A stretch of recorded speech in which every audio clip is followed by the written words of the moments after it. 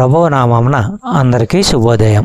ఈరోజు దేవుని వాగ్దానము ఏమనగా, కొరింథీయులకు రాసిన 2వ పత్రిక 10వ అధ్యాయము 18వ వచనము. ప్రభువు మెచ్చుకునివాడే యోగ్యుడు గాని తన్ను తానే మెచ్చుకునేవాడు యోగ్యుడు కాదు. సహోదరులారా, ఆ అబద్ధ బోధకులు తమను తాము మెచ్చుకుంటూ ఇతరుల మెప్పును కోరారు. కొరింథీయులకు రాసిన 2వ పత్రిక 13వ అధ్యాయము 7వ వచనము మనము పరిశీలించినట్లయితే, మీరు ఏ దుష్కార్యమైనను చేయకుండవలెనని దేవునిని ప్రార్థించుచున్నాము.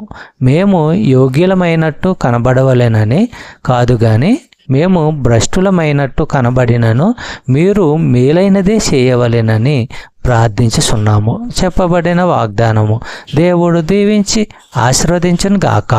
ఆమేన్.